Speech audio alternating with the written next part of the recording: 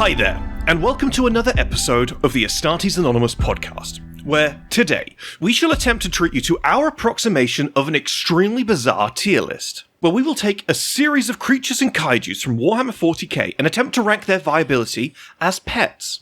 And to aid in our efforts, and to maybe, just maybe, keep us on topic for once, is the infallible The Gaming Storyteller, aka Alex. Hi there, guys. So, strap yourself in and suspend your disbelief as I am once again joined by an orc who is figuratively and literally down to earth. So much so that he can still order from the kids menu. A plague marine that is so strong that his disease-ridden battle brothers have taken to calling him the Great Hercules.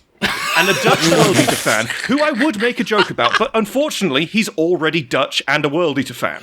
I'm your host, Tom, and these are my co-hosts. Oh, fucking savage, damn. Third time's the charm, I guess. Well, hello everyone, my name is Lucas, or better known as Moots. Hello, I'm Aaron. I'm recording from inside my Tyranid Biotitan. Hello.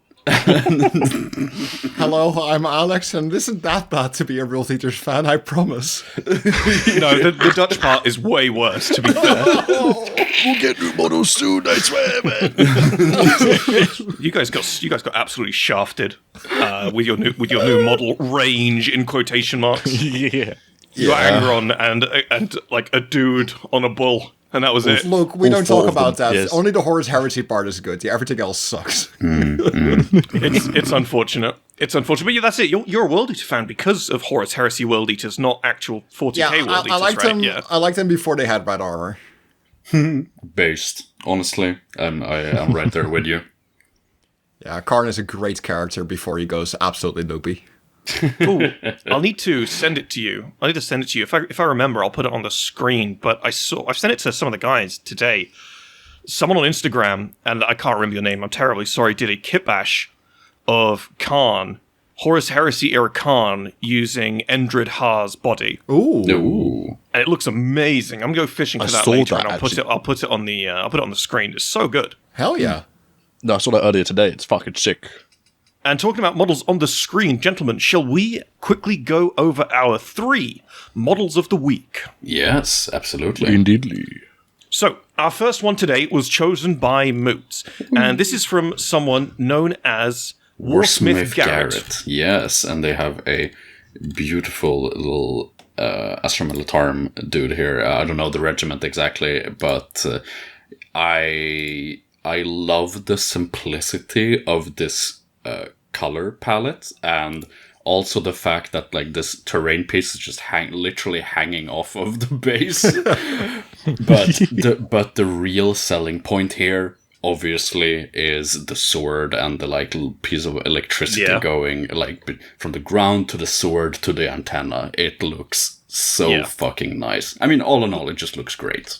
No, really, really great job, Garrett. The lightning crackling power sword is wonderful, and the blue contrasts wonderfully with the sandy tones.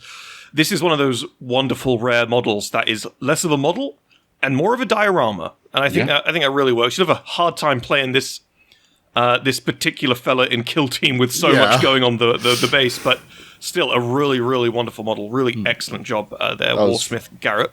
I was thinking the same. Ruling-wise, it'd be quite funny trying to play models these sorts of bits. Is he in cover? Is he not? Does that count? I don't know, man. Yes, he gets a permanent cover save. I really like how, like, with that electricity and stuff, I can really just imagine him running through, like, a desert area with the dust kicking up, but the electricity just arcing between that. It looks awesome. Love the simplicity of it. It looks so grand. Excellent stuff. Right, shall we move on to the next one? Yes. So this was chosen by Aaron, and this is by a Iron Father Redrix, who has created the Ferrusi Manusi himself, Ferrus Manus from Forge World with the diorama base. Yeah. And this is another model where someone's actually gone out of their way to add crackling lightning to the model too, which is wonderful.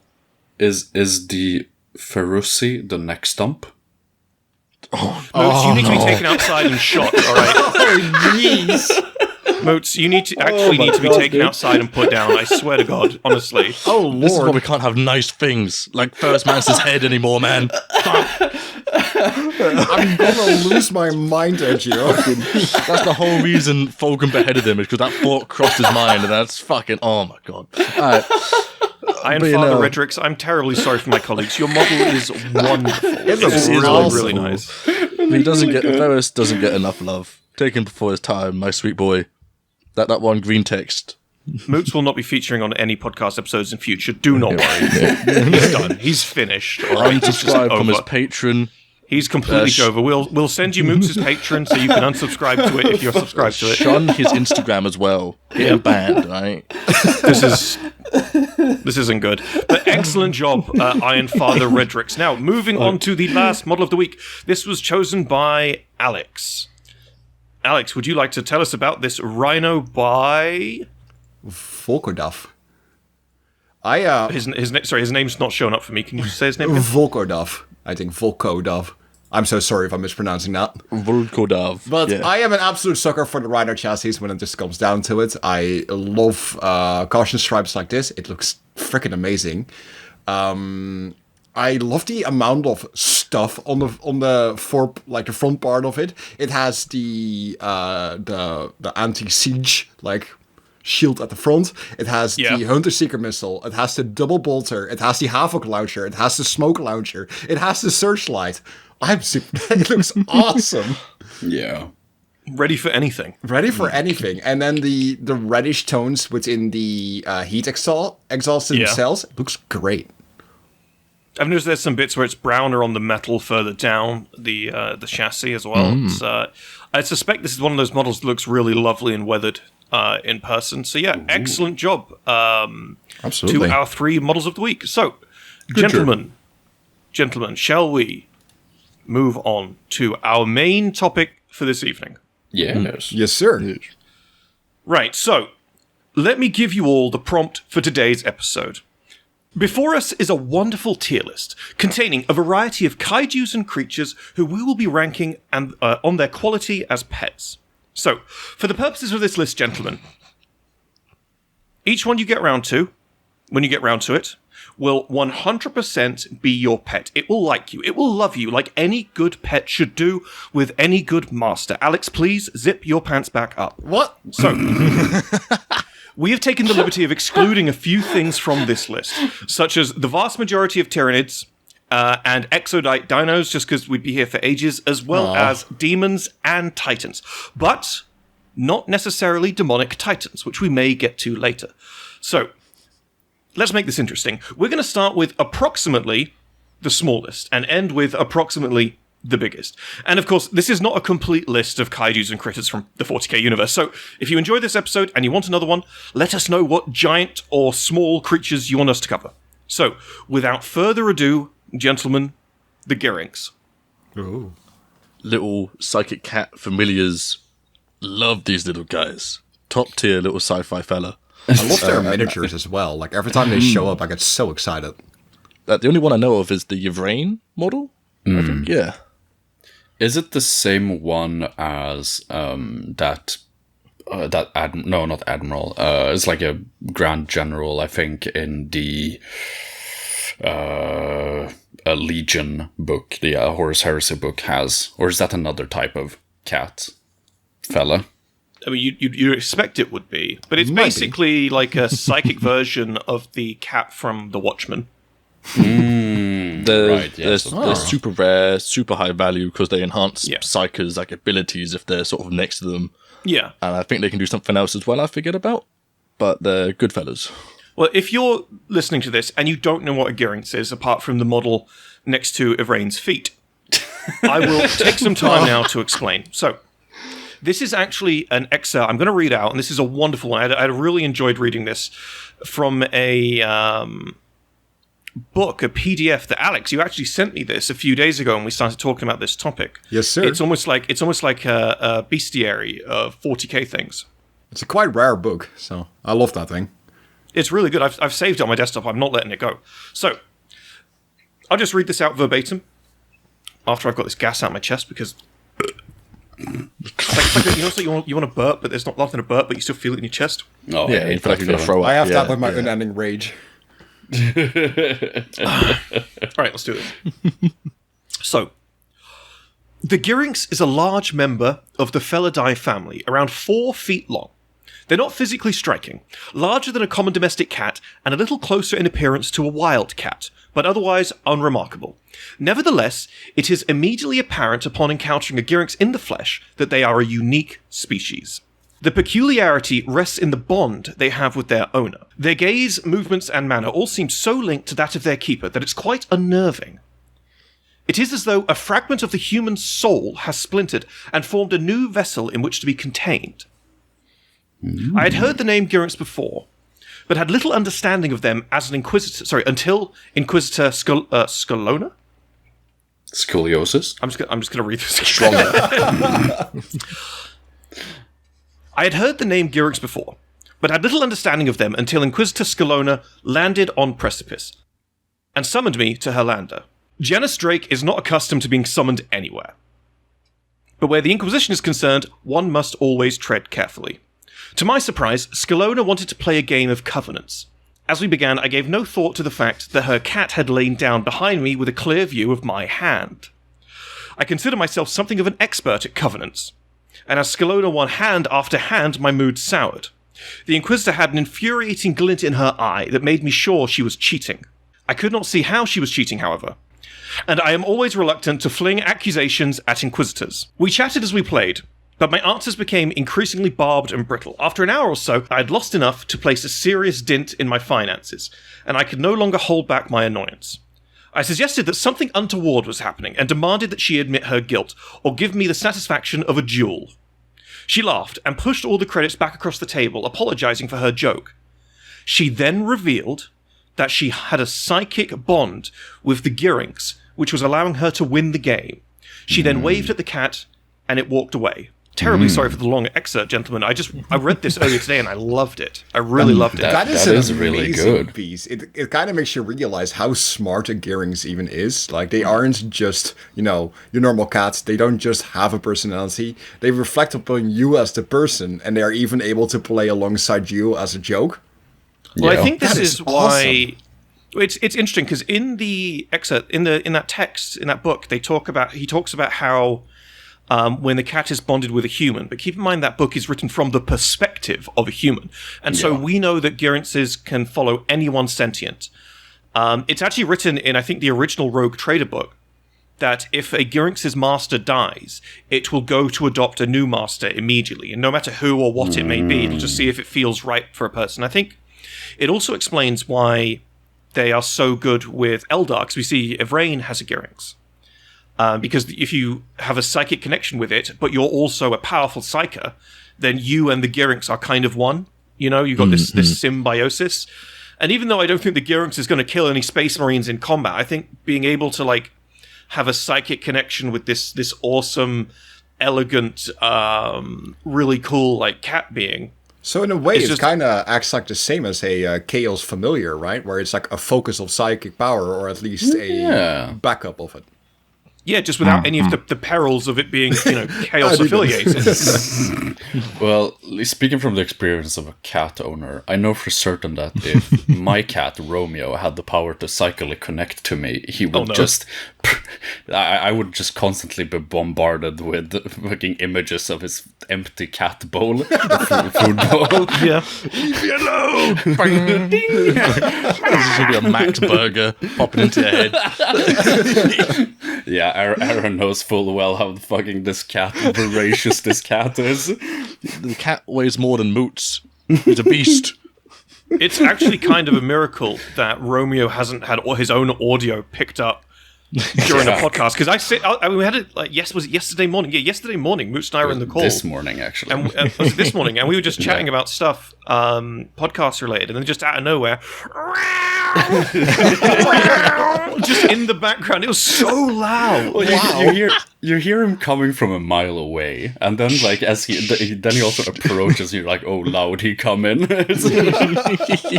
Right, gentlemen. So we have a perfect opportunity here to explain our 5 tiers. So, even though whichever pet it's going to be assigned to you, it's going to love you, it's going to care about you, it's going to do whatever it can for you, this is nonetheless a tier list, and a tier list needs tiers. So, we have at the top, perfect pet, I don't think that needs any explanation. Our next one down is Best Buddy. Now, like any good Labrador Retriever, you know, they're great, they're lovable, we love them. They're also kind of stupid and make mistakes every now and then. Yeah. And then we've got a competent companion. This is the dog that's going to be there for you, but also look out for itself, right?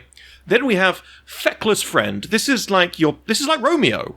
This is like Romeo. This is like Mooks' Romeo. How dare you? He's a perfect pet. He's a bit round, but it's he just helps him get around. And then we have the literal liability. This is Romeo when he's hungry. I can't argue with that, honestly.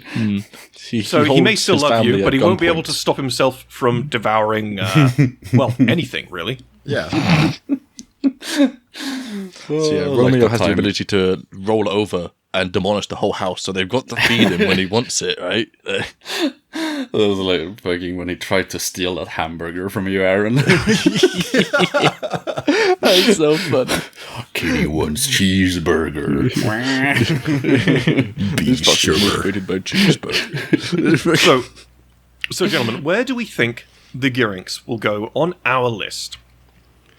I mean, let's be honest, really. Like, it's a cat, so it's already quite manageable directly. If it's a smarter cat, it might even be more manageable or a nightmare, depending on if you have Romeo. And on the other side of it, it is a psychic focus, so it is actually useful. Yeah, I mean, I think it very much depends. My first instinct was perfect pet, just because the ability to create a bond with one is so easy. But when we look at, there's kind of a problem with that, and that's that A, you're going to get the most out of that if you've already got some latent psychic power, and B, we kind of have to look at the other stuff on this list, and a lot of the stuff on this list is going to help you a lot more in situations where a Gyrinx really won't be able to. Yeah, a Gyrinx isn't going to fight a Space Marine for you. No, of course not. No, but my gut instinct, just pet tier list, is to put the Gyrinx in Best Buddy. I really feel like Best Buddy is because if you have a Gyrinx, that's a friend for life, right? It's not going to keep you safe, but it'll keep you aware, it'll keep you alert, and it'll keep you happy. So from what I know, just if it is the same cat as the one in Legion, the first same feline, I mean, they have this they have a really neat personality, which would have just being literal cats. I don't know, it's they explain it like it rolls over and it purrs happily as its shin is being scratched. I don't know, I'm biased here, I guess, but to me that sounds like a perfect pet. And it also can cycle. Actually, wait, now that I think about it, I'm gonna use my previous statement against myself. Fucking a hungry cat will certainly abuse that power. So actually, Best Buddy. Actually, I'll just bump it down to Best Buddy. I changed my own mind. We got two for Best Buddy. I have to go along with that. I do think that Best Buddy is the best fit. Simply for it is a cat. It's gonna be a good time. You're gonna be happy with it. But at the same time, if anything bad happens, it's not gonna help you much. Yeah. What do you reckon, Aaron? I mean, the whole won't help you much mentality is focused at combat. You guys aren't looking at the bigger picture, right? First of all, there's already been a gambling example given. You go to fucking Vegas with a Gyrinx. You're winning back the house, the wife, the kids. Yeah. You're getting everything back, right? And then more. That's entirely fair. That guy will have your back regardless. You ain't ever getting mugged. That thing will see this guy coming from a mile away. You're solid. And you don't get a cat for it to kill your enemies unless you're red. He's just your fuzzy, friendly little buddy that has a shit ton of personality because that's what cats do. So I'm going to say perfect pet. Perfect pet. Yeah. So we've got 3 for Best Buddy and 1 for Perfect Pet. So I think that puts it in high Best Buddy. So when we have other things come up in the future, we'll have to keep that in mind about whether the Gyrinx is ahead of or behind. So next one, gentlemen. The Milliasaur. So a Milliasaur is, in short, a giant millipede. However, it is a giant millipede covered in rocks. They are native to Necromunda. They are basically just these hideously mutated millipedes that are 2 meters long. Oh. Yeah. They're ambush predators. Yeah. They have no means of communication, but they are poisonous. what they tend to do is they'll jump out, they'll poison something, they'll grab it, and they'll bring it back to its hold, and they'll just munch on it. It is essentially just a giant, rocky, disgusting millipede that lives underground. I hate it. That actually sort of sounds like Romeo, to be honest. So I mean, Oh my god. How big do these things get, Tom? 2 meters long. damn. Okay. So it's not huge, it's definitely bigger than the Gyrinx, but it's not colossal yet. Like, I mean, sporadically. I mean, this thing just. Oh, but it's. Look, it sounds fun at first, right? Like it sounds like a friend to have in combat, but at the same time, one day you're gonna walk outside and your neighbor is gone.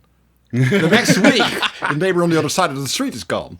The week after, the police officer that was researching your case is now also gone. It sounds kind of like a little bit of an issue, some might say. Well, I think we should be a little bit wary of that line of thought. Because, trust me, that line of thought just gets worse and worse for everything here onwards, gentlemen.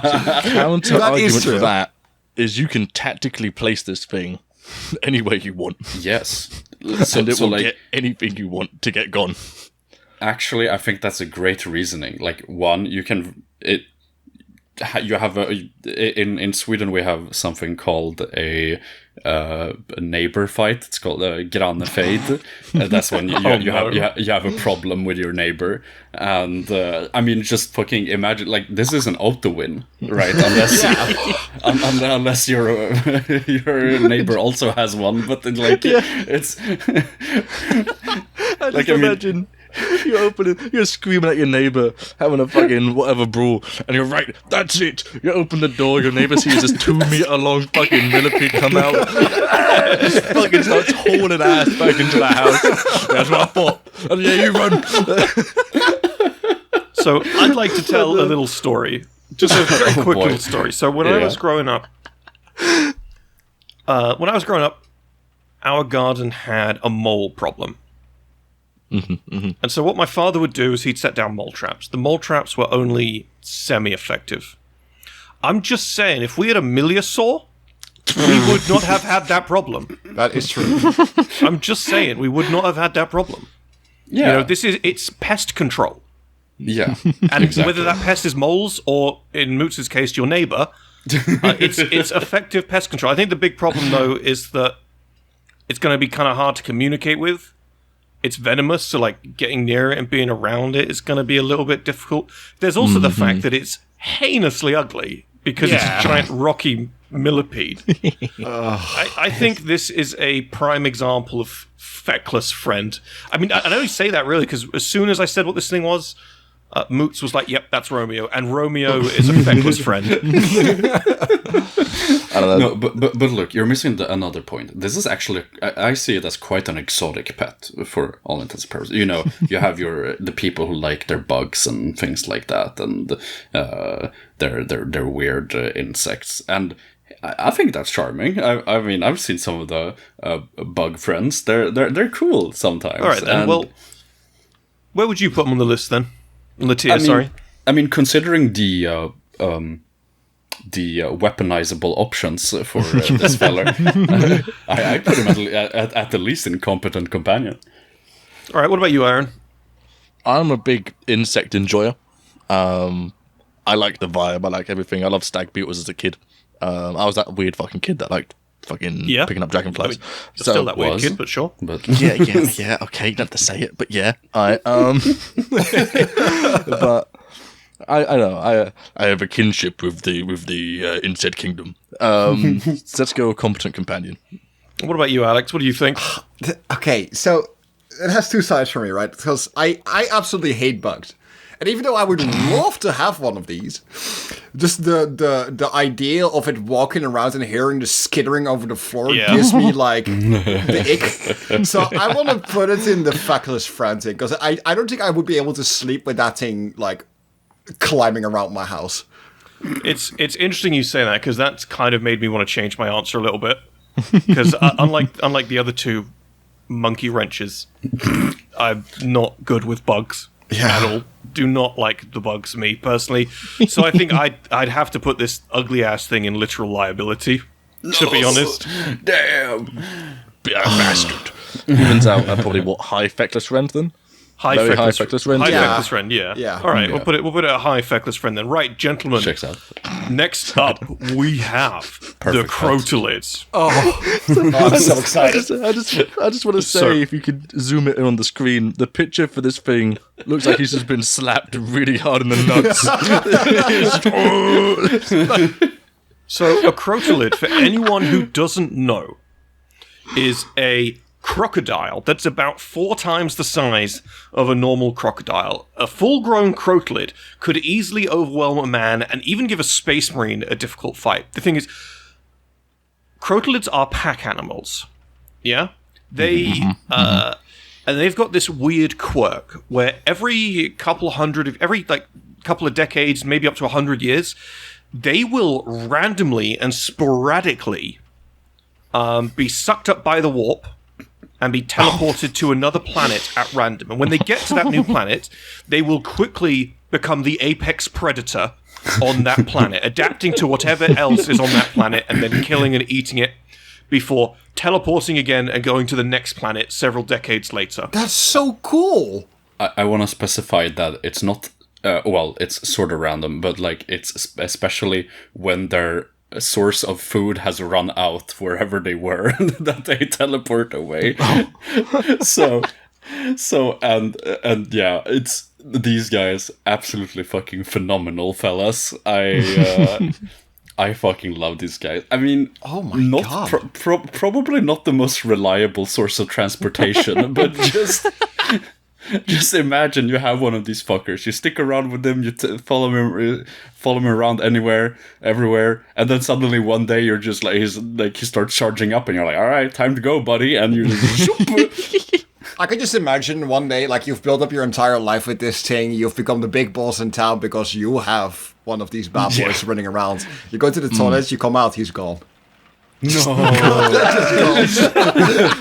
Go find him. But this is it. Like, if you're late to feed it by like 2 minutes, it's out, right? It's out of there. And the other thing as well is Crotalids are pack animals. Now, you can justify having one Crotalid, plot contrivanceing his way into being your pet.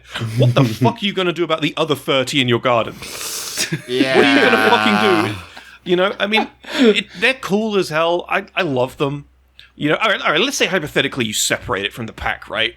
yeah. What the fuck are you going to do with like a fucking 25-foot crocodile? Well, that it's could kill also a pack marine? animal. I feel Yeah. bad. He would probably be really sad that he's without his pack. You get him a comically that's sized fair. like doghouse.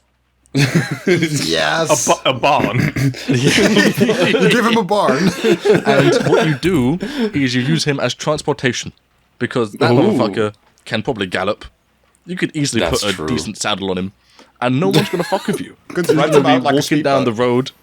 Someone honks at you on your crocodile. You turn around, he eats the fucking car. You move on. Yeah. Alright. That is You go down the M1 on your Crotalid, galloping around. Alright? No, you're gonna be fine. Like, imagine how many Danes you can eat. You know with what, this thing. Moots? That's actually a How great, many days? great train of thought. How many Danish people could you devour with a single Crotalid? Let's quickly run the math here. Just fucking name it Zeus. Tell it to destroy your enemies. But this is the thing, though, like, Crotalids... It doesn't say that a Crotalid will, like, guaranteed kill a Space Marine, No. but a Crotalid could give a Space Marine a real good fucking fight. So it's like, it's not indestructible. I think the main thing about a Crotalid is it's kind of fucking terrifying, but the big drawback is that it's just going to teleport away. At some point when you're in bed and you're like sleeping, you're just going to hear like whooshy warp noises in your back garden, and then either the Crotalid or the entire fucking barn is going to be sucked into the fucking warp.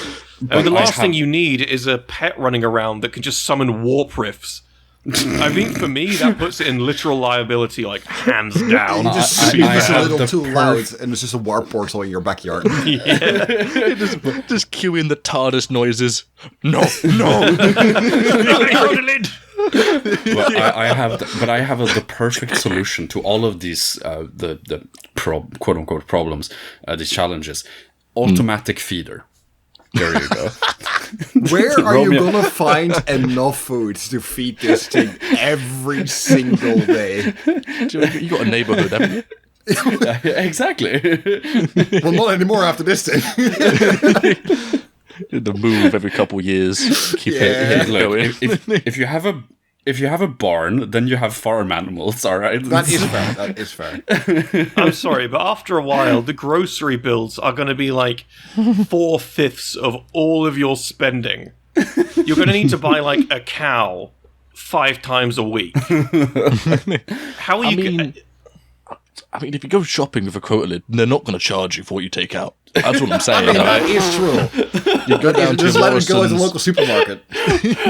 Like, even in a modern sense, that's hilarious. But I also love the idea of seeing some fucker roll up to his local Kmart or something in the fucking hive world, in the hive spire, just like, yes, I'd like to buy 15 corpse stars rations and 500 corpse stars. Right, gentlemen, voting time. I'm going with literal liability because, obviously, I think. Perfect pet. All the way. I knew it from the start. Moots, you are beyond crimped. That is crazy. Look, the best I can give it is like a half-decent feckless friend. Like, half-decent. All right, what about you, Aaron? Do you want to tiebreaker this shit? See, you guys aren't thinking of the bigger picture again of this thing. Oh, God. This thing can swim very competently. Okay, so it's a boat as well as a car. It is, yes. It's a jet ski with teeth.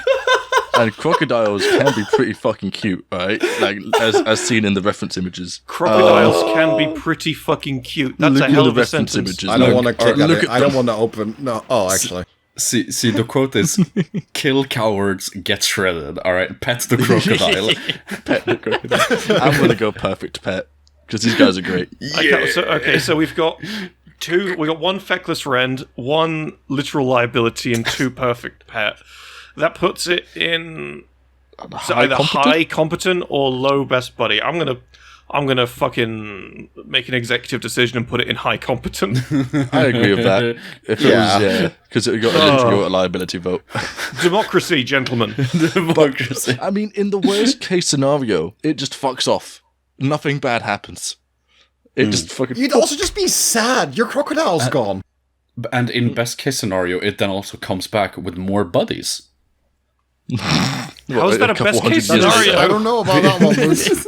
Because then you have more buddies. You have more. Yeah, these ones just want to eat you, though. See. Have you ever seen videos of crocodiles getting scratched with like a toothbrush? They're adorable. Yes, they're so good. Just bring a very big, maybe not a toothbrush or a very big toothbrush. I don't know, and just scratch Just bring their a head. broom. Bring a broom. There we go. Pool cleaner. Fucking... Literally the most lethal Moots. reptile on the planet, but you know what? Pop off. Right. On any planet, to be honest. Next up, we have the Saharduin. Now, the Saharduin or Saharduin, I made a mistake. They shouldn't be on this list, but I put them in anyway because fuck it. Because the Saharduin are... they're bipedal sharks. The reason they shouldn't be on this list is because they're not animals. I just found out they're actually sentient. That's problematic. Yeah. So we're talking. We've got a little bit of the old slavery going on here, which isn't optimal. It is suboptimal, as it were. So should we just shove these guys in the Dutch category and just move on, shall we? The Dutch category. I mean, I think we just need a new the Dutch category right under literal liability. Hold up. No. Wait. Let's make it a bit easier. This one in specific doesn't have his frontal lobe. Aaron, I don't think, Aaron, the ethics of this are getting really bad. We can't have a lobotomized sentient being. That is a rough start. That is a rough start to that part. Aaron, do you want? So imagine King Shark, but he's lobotomized, and that's what Aaron is suggesting right now. My guy, I don't think we can make that one fly. No. No, add a Dutch roll, we'll just add it there. I'll take it. Oh my god. I'm disappointed in you, Aaron. I really am. Yeah, right. Right, next up we have the Megarachnids.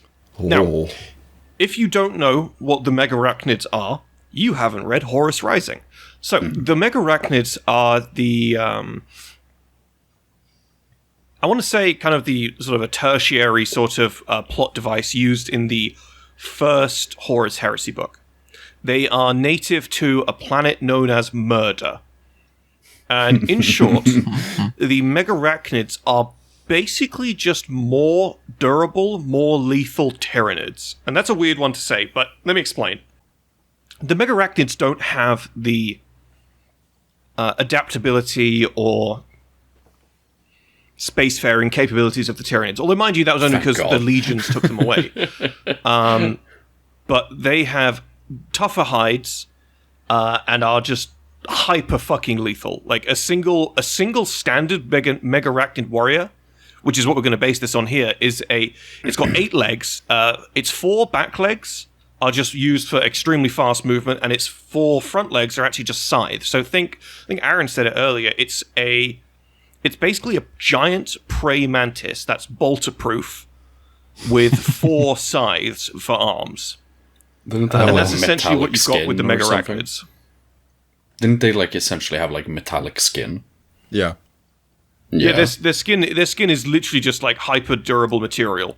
Yeah. It wouldn't have surprised me for a second if it was the Emperor's Children. Yeah, if the Emperor's Children and the Sons of Horus, the Lunar Wolves, even just ran away with Megarachnid hide to bolster their armor. That's how good it was. Yeah. And now you have to remember that the planet Murder was not a sanctuary. It was like a what's the word I'm looking for? It's like a zoo in a way. A zoo, yeah, or preservation zone, pretty much for these Megarachnids that the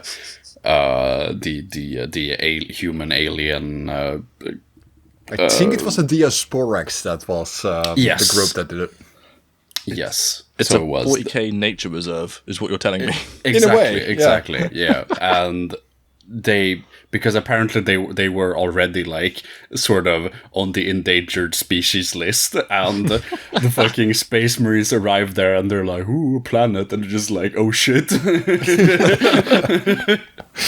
They're not endangered because they're population. They're endangered because they put you in danger. Fuck it.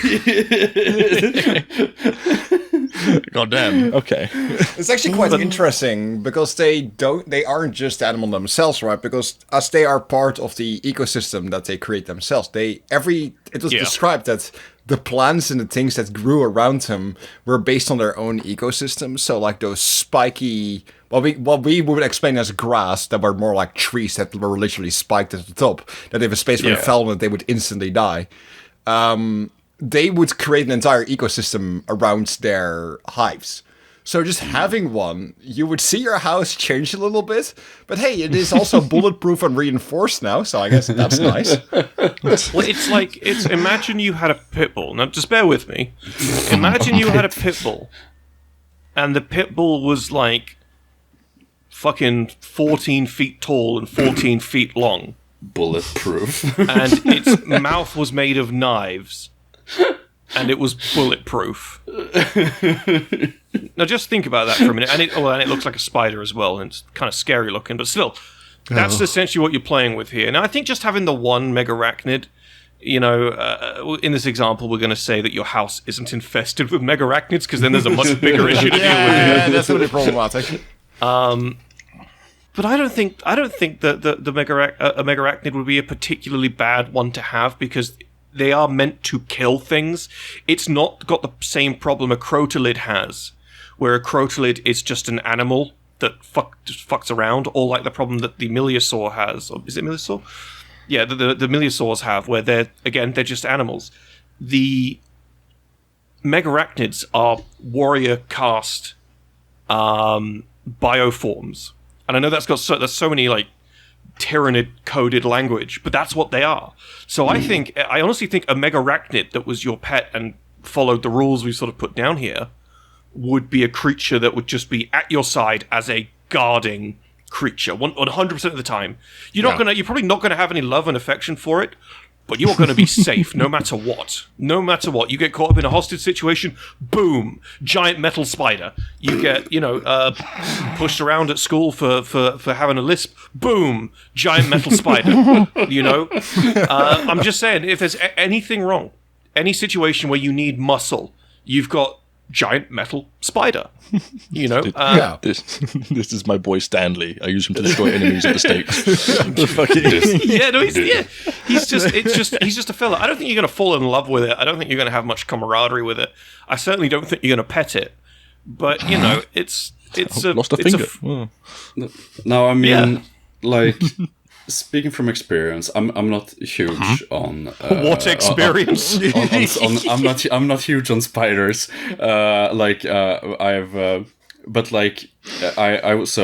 Story time, I guess. I for a while I was dating a girl, and she had these two spiders. I don't remember the exact species. It was the big fluffy ones, and tarantulas. Yeah. Oh. And like they were cool. They I pet them, and I had them on my arm and things like that. And it was a weird experience, but like they're cool. and like.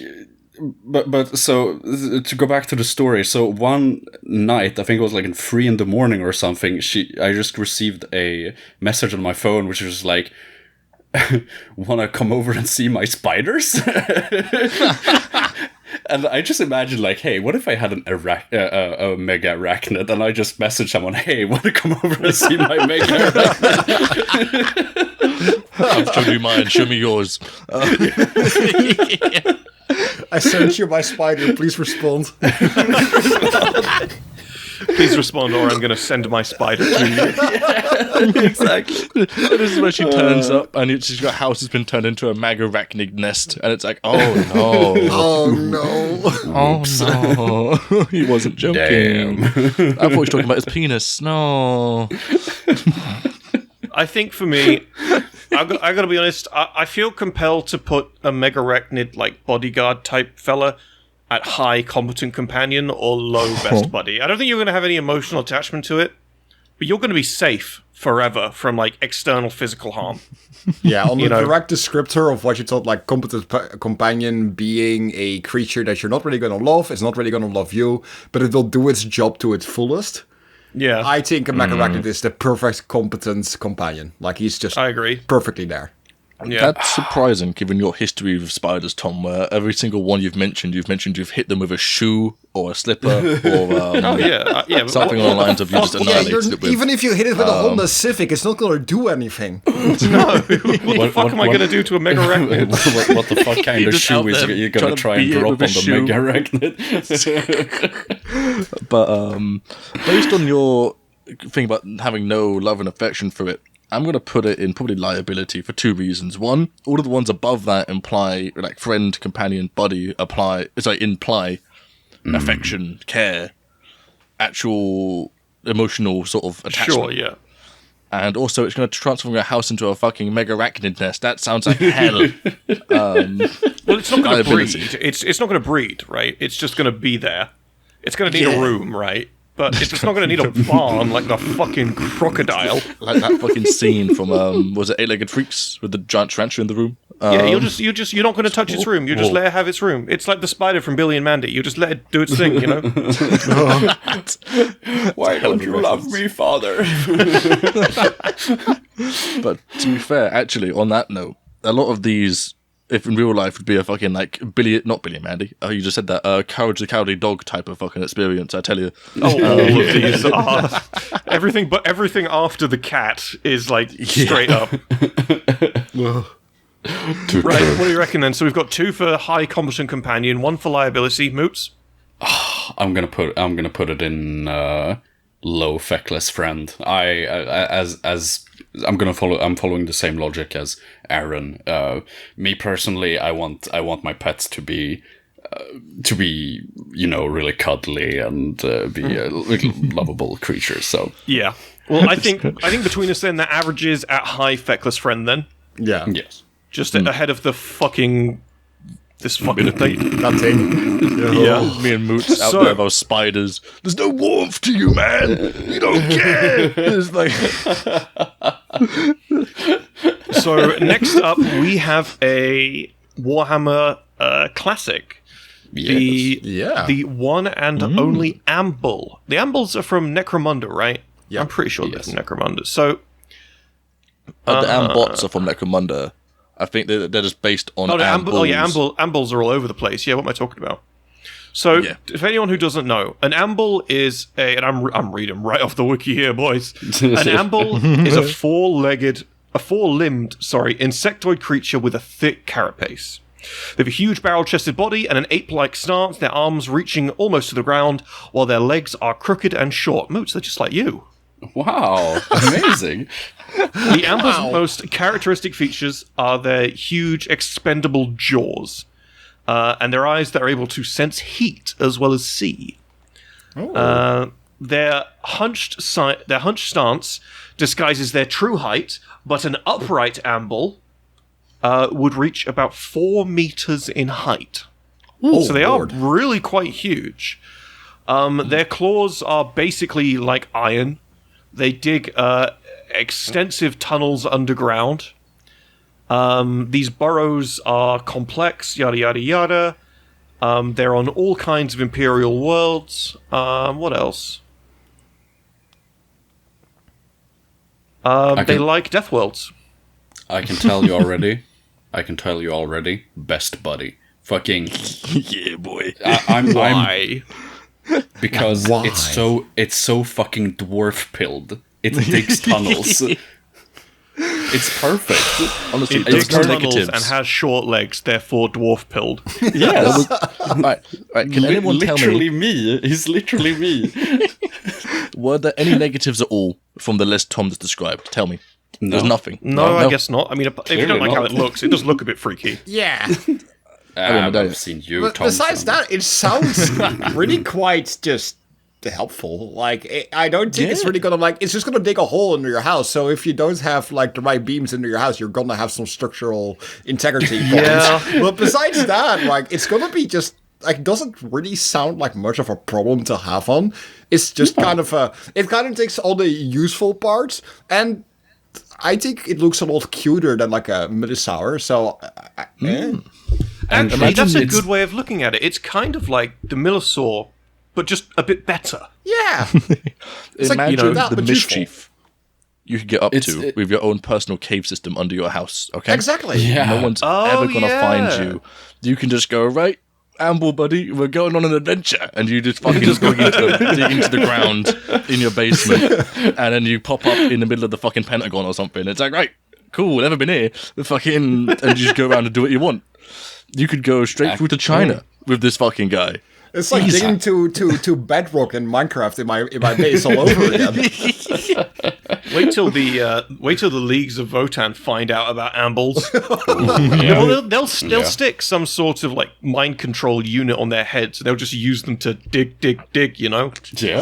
I'm in on that logic. That's what I'm saying. I'm completely in on that logic. I've just come up with the best possible reason these guys are best buddies. These guys are so good at what they do. A whole fucking bunch of Hive worlds made robots based on them to do what they do. Yeah. That is fair. That is a good point. They're the Ambots exist for a reason. It's because these guys are great, and it's because they couldn't get the real ones in. They made the fake ones. All right. That's fair. That's actually a really solid point, right, They're gentlemen? so useful that they made their own custom versions. So where are we going to put them? So based on We got the Ambull. everyone else, initially I was going to be like, oh, fuck this shit, feckless friend at best. But you know what? Aaron sold me on best buddy. I don't know if I can put it ahead of the Gyrinx, but best buddy is where I'm putting it. For me, it's a low best buddy. Low best buddy, okay. Yeah. I'm going to say high best buddy, personally. The cat got 2 perfect pet votes, so it'd still be ahead of it, even if you all vote best buddy. What are you, Aaron? You voting best buddy? Oh, yeah, absolutely. Right, send on.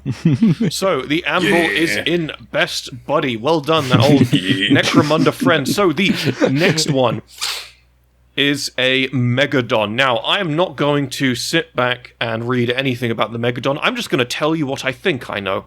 Are you ready? The Megadon is a T-Rex that you can strap guns to, and it'll be your friend. Perfect pet. Perfect That's it. pet. Perfect That's pet. all I'm saying. I'm not. I'm sure there's more to that. I'm sure the Doesn't it breathe fire 6 as well? I have no idea. I'm sure the 6 Eldar Exodite players are screaming at me to explain it properly right now, but it's not going to happen. It's a T-Rex that has gun strapped to it. Yeah. It's perfect. It's everything I've ever wanted. It's everything I could have ever dreamt of. It's perfect. See, this is fucking Mecha Greymon, essentially. I'm all here for no. It always comes back to Digimon, baby. Let's go. I mean, you offer me a dinosaur. What else could I ask for? Yeah. It's great. I'm sold. I've watched Primal. I know how cool it is to have a Oh, God. dinosaur pet. Yeah. So, Perfect pet. It's we perfect. got 1 vote for Perfect Pet. Oh, is that 2 votes for Perfect Pet? Oh, Aaron? yeah. I'm going to go best buddy. I'm not a big dinosaur guy, I'll be real. Where in Best Buddy are you putting it? Bad autist, Aaron. Bad autist. I'm going to go in between. Ooh, I don't like being the tiebreaker. Just between like the cat and the Ambull, I can't put it ahead of the cat. Psychic cat versus dinosaur, it's always Psychic cat for me. Easy. Okay, so I've had a think. I've got to be honest. I see where all 3 of you are coming from. I'm mostly in line with Aaron, but I'm actually going to go a step further and say it's got to be behind the Ambull for me. You know, so I'd actually say high competent companion. I like it more than the Crotalid, but I'll be damned if it's ahead of the Ambull. So the way that evens out, we've got 2 perfect pet, 1 low best buddy, and 1 high competent companion. I think that averages it out ahead of the Ambull, but behind the Gyrinx. What do you say? Yeah. Sounds I'll concede to that. Yeah. I think it's above the cat, personally. Well, when you're doing the streaming and the tier list, you can do that. Democracy. Manifest. I mean, we got the highest we could votes. What did you say, sorry? It's the highest we could get it. Yeah. I'll take it. I'll take it. So, Fine. up, we have one that we're going to need to... I feel like we're going to need to give Moots and Aaron together special privileges and whatever they suggest for this one. The next one is simply a Gargantuan Squiggoth. All right. That's good. Anyone who doesn't know what a Squiggoth is, it is a giant 4-legged squig. It's fucking huge. They essentially operate as giant armored outposts for the orcs, where they basically put these giant metal sheets over it and these little bases and gun platforms on its back. It's basically, you know, the Oliphants from Lord of the Rings? Yeah. Mm-hmm. Imagine if an Oliphant from Lord of the Rings was strapped with guns and went Super Saiyan, and you'd get a Gargantuan Squiggoth. And made of fungus. And made of fungus, yes, of course. Yeah. So, like, that is going to be blasphemy, you know, as an orc here, but I don't think it's... it's like a sort of Wish version of the T-Rex, of the Megadon, or whatever it was called. Well, it's a lot bigger than a Megadon. Yeah, it's a lot bigger. It's a lot bigger than a Megadon. It's also just really unwieldy, and they are just known to, like, even when they have handlers that they are completely connected to, they will still go on rampages by themselves. And I just... Like, the thing is, it might not mean to stomp on you, but when that foot goes down, it's Jover. It's Jova. It's Jova. Orc creatures aren't the most caring things in the world, nor are they the smartest. That thing will just annihilate anything it wants, and it is likely to kill you by shitting on you the size of a house, or crush your house with its own shit. It's a bit fucked, honestly. That actually, damn, now you say that actually sort of changes my mind, because having owned a really stupid pit bull, I fucking love dumb pets. Like, there's a quality to stupid pets, isn't there? Yeah. To me, honestly, this just sounds like a really big, really dumb version of the pit bull. I mean, fucking. Actually, that completely changed my mind. I'm gonna say perfect pet on this. But also on a genetic level, though, when a kid runs outside and it screams "wag," this thing is just gonna get going. Yeah, somebody screams "wag" outside. Like I said, it's Jover. To be fair, that's what I love about it. Like, I was about to say, you don't need a house. You don't need he is the house. Like anything. Yeah, you just live on him, and he's your friend. He's like whatever you're in for, he's in for. What's the police gonna do? Shoot it? Good luck with that. I mean, even the tank round is just gonna bounce off. You know what? Actually, fuck this. I'm with Moots on this one. Yeah. This is a perfect. This isn't just a perfect pet. An investment into a Gargantuan Squiggoth is an investment into a lifestyle. The house is selling me. God, you're right. It is. It's a mobile home that can kill your enemies.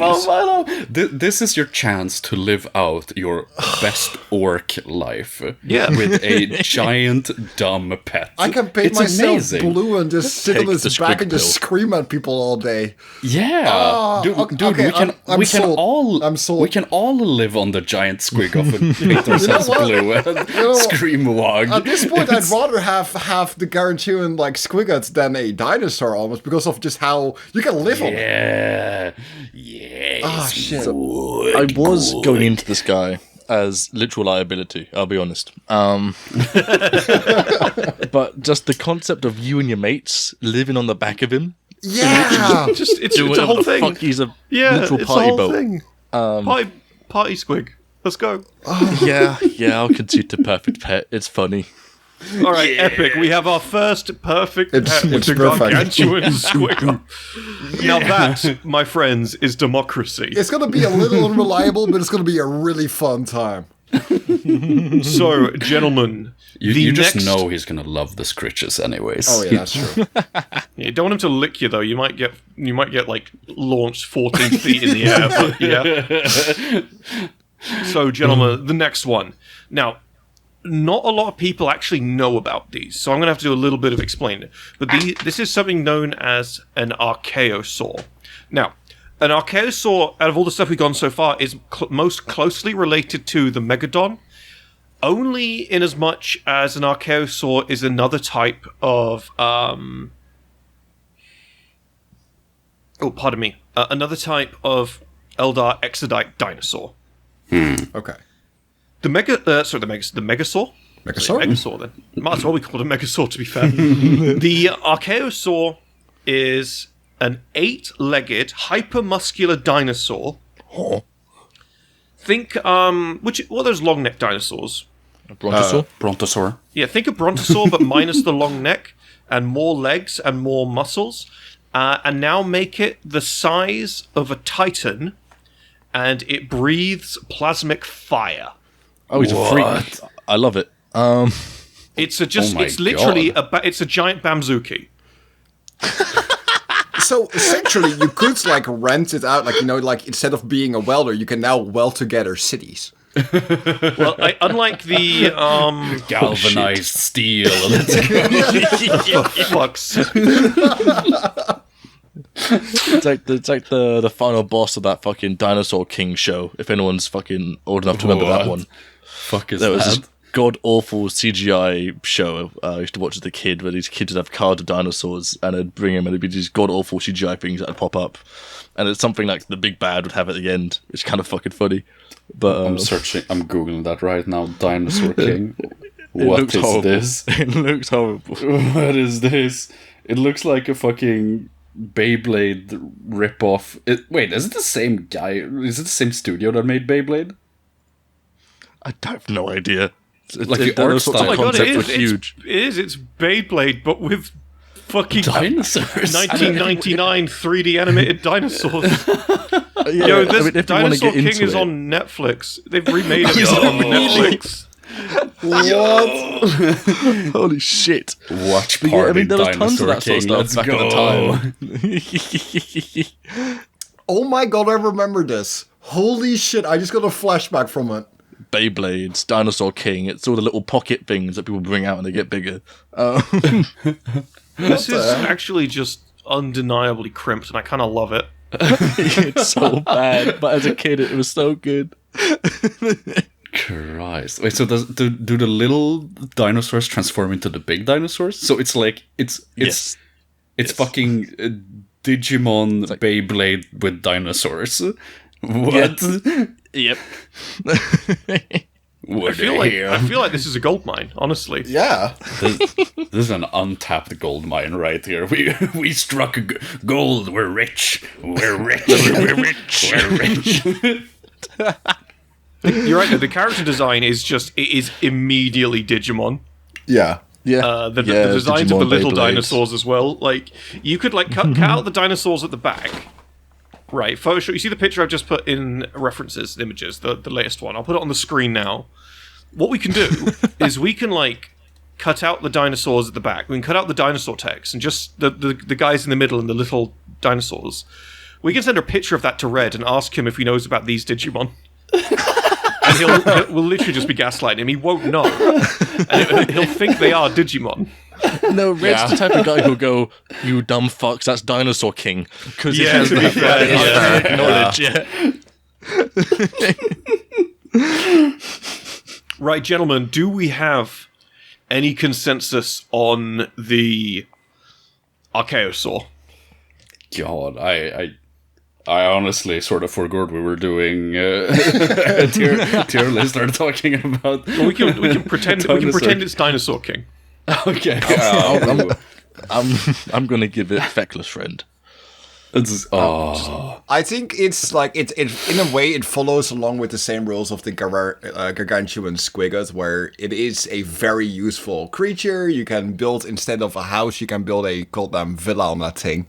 But then at the same time, it's also so large, it's becoming a liability. I think the thing is we can't really judge stuff for being too big at this point because shit's only going to get bigger. That's fair. Yeah. That is So fair. I feel like at this point we should probably put that to one side. Now, I think the biggest difference between the Squiggoth and this thing is Squiggoths have been, like any Squig, have been known to have companions, right? This thing is just a fucking enormous dinosaur. Not only that, the Squiggoth is, again, there's a precedent for building a fucking fort on its back. There is no precedent like that for this thing. This is literally just a giant. Actually, there might be. It's an X-type thing. You might expect they might, to be fair. They have Probably, entire towers and stuff on the back of that thing. Yeah, actually, yeah. No, you're right. So it's a whole fucking. It's a skyscraper, but breathes fire. I mean, unlike the Squiggoth, it falls into the Megarachnid issue of you have no companionship with this thing. There'll be no attachment. Yeah. It's just a roaming fortress. And it's Yeah. the Squiggoth is at least a funny guy. Or a fun guy, you could say. Aaron, stop. The Archaeosaur is basically just a fucking twisted ass Studio Ghibli thing. In a way, yeah. With the whole tower on its back and the breathing fire and being a dinosaur, it's an evil Studio Ghibli monster. I'm gonna go literal liability or Feckless Friend at that point. I'd be inclined to go literal liability. It's cool. I'm not saying it's not cool. It's cool as fuck. But I don't think there's nothing on this list so far that we've put through that I wouldn't choose over one of these. To be fair, that's fair. I am unsure. I'm sort of going back and forth between Best Buddy and Feckless Friend. All right, we'll come back to you then. We'll come back to you, Sharp. Alex? I'm also between those two simply for the fact that on the one side it's able to breathe plasma, so you can also use it to generate power. It can be, you can use it in jobs and stuff like that. And then the other side, it's also just a fucking huge liability. I am gonna put it at high Feckless Friend for myself. Yeah. I'm gonna do this easy for myself. I'm just gonna put it in between my own the two choices. I'm going to say low competent companion, because I think it's a sort of solid choice if you like don't have a Megadon, for example, or Megasaur. Okay. So we've got low competent companion, a low feckless friend, and 2 literal liabilities. I think that puts it in low feckless friend as average. Would we agree? Yeah, probably middle. Yeah, fucking middle. You're a middle feckless friend? I'd say so. I think that's what the maths works out to. I don't know what your boys are I'd thinking. rather have it than a Milliasaur. All right, fuck it. We'll just roll with that. Right, so, They gentlemen. still have nothing literal liability. I'm impressed, boys. Well, hold up, gentlemen. Then we'll get there. We'll get there. So, this next one now, I have written Tyrannid Bio-Titan. Because I know there are a bunch. I know the picture I've got down there is of a Tyrannid Heirophant, but Tyrannid Bio-Titan as a generalistic thing. Just any Tyrannid Bio-Titan, I'll let you choose. I'm going to speak from the Heirophant point of view.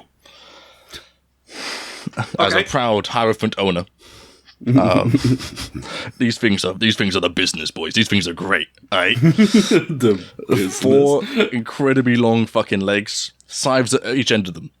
Can impale your neighbor's house if you don't like them. Relative ease. They are either destructive or completely non-destructive based on how you're feeling, because you can either just tiptoe around into bits that won't make a difference, or you can crush anything you want if you're going through the town. He's got 2 big fucking guns. Enemy of the state, gone, annihilated. The Bioplasma Screech, melt anything you want. Again, bosh, sorted. No one's gonna mess with you. Transport capacity of 20 fellas. You and your mates get inside the flesh bus. Yeah. Just stacked to inside the fucking Tyrannid flesh sack. Fucking Aaron literally went, is city council being a nuisance to you trying to build a pool inside of your house? Just bring this giant fella right here and the problem is gone. Like a car ad slaps it, this bad boy can fit so many. But honest to God, these things are about, I think, 40 feet tall? They're fucking huge. Giant mandibles on the front, friendly face, lovable attitude for people. The giant scything tail, into like about 10 different scything barbs on his chest to impale anyone you want. Send a warning. Right, they can just dangle there, or pick up your groceries. Depends how you're feeling. But I'm generally not convinced. Like I think this is gonna be my first vote for literal liability. Like I'm not anti-bugs or anything, but like this thing does not exude friendship to me. Yeah. Well, this is the thing. Aaron has kindness. This is the thing. Aaron has shoehorned us into doing the Heirophant. Now, I will throw this out here. Aaron, what he should have done is said, you know what, boys, executive decision, Harridan. Because Harridan is almost the same thing, except it's Harridans a fucking cool. dragon. It's a flying fucking dragon. But because we've been shoehorned into the Heirophant, Aaron, I'm going to have to agree with Moots on this, and I honestly think it's a liability, just because there is no way you're getting this thing through customs. Can you imagine? Can you imagine trying to take this thing like shopping? Well, no, this guy you can take anywhere. He can tread through the deepest water. You can just, if it's cold, you can just get in the sack. Aaron, and it's even warm. when you're riding it, you're not surviving that. Huh? What do you mean? You can just hop in the sack. And you're fine. Yeah. Hop in the flesh sack. Perfect travel buddy. Fucking imagine you call an Uber and he pulls up with this thing. Just Hop in a Why sack, is the bro. cheapest option the Bio-Titan? Just imagine the wet, fleshy noises as the sack opens and your Uber pulls out and says, "Get in." No. I hate everything about it. Even though I did find a really cool image of a Night Titan riding one, I think that's awesome. As a normal person, no, I don't want to get near one of those. I'm horrified. Yeah, I'm going to go with literal liability on this one, boys. You aren't seeing the bigger picture, boys. This thing is the travel. It is No, the I think I'm transportation. seeing it big enough. I'd rather have it be smaller. Have to represent my homeboy. Right? Right, Moots, what are you voting? Don't need to paint literal liability. Alex? I'm sorry. Literal liability. Aaron? The perfect pet. Yeah, get overruled. No. They got one for perfect pet. It should be the end of Feckless Friend. Nah, it's in high literal liability, don't worry. Cowards. In that case, fucking the Crotalids should go up to low best buddy. I'm just saying, alright? Justice for my boy. You guys fear the flesh sack and it shows. Right, gentlemen. Next up is none other than the Castigator Titan. Now, the reason the Castigator Titan is in here is kind of a bit odd. So, as we said earlier, no Titans, no demons. However, the Castigator Titan is kind of a demonic titan, and we know that Aaron tried to pass the whole thing with, well, the frontal lobe lobotomy with the shark dude. Well, that's kind of already happened for the Castigator, so we don't really need to play that card. So what happened with the Castigator? Just for context, so we all are on the same page. The Castigator Titan is the father of all titans. It can move, so it's bigger than it is taller than the highest point of an Imperator Titan. It stands upright, not hunched like the other titans do. It is fast. It's fast, like it can break into a sprint. One of its arms is this mega warp cannon, and the other is just a gargantuan gauntlet. It has a brain, it can talk, it can do all these things, right? The reason I've sort of justified in my own mind putting it on this list is because it's kind of lost its sentience in a way, because in the Grey Knight novel by Ben Counter, I believe it was, where this thing appeared, is we found out that it was possessed by a demon. Not possessed in the same way that, you know, a Chaos Space Marine is possessed, but possessed in a way that a lot of its faculties and its mental capacity, a lot of what it was, its sentience became corrupted. And so that's my kind of logic for working it into this list. It's kind of an organism. It's a biomechanical organism that's not all there, right? On the note of the demonic bit, doesn't its cannon end up like gatling out greater demons because they couldn't possess it? Something like that. It's a bit vague, but the idea is that its Gatling cannon just shoots warp matter. However that sort of translates. Come on, Alex. I know you did a short about the Castigator Titan, Alex. Look, when I searched for pictures of it in Google Images, one of your fucking shorts came up. Yeah, I don't know why, but that shirt absolutely popped off. But when it comes to the Castigator Titan, right? So even though it would be, well, simply the best vehicle a man could ever dream of, you cannot find better.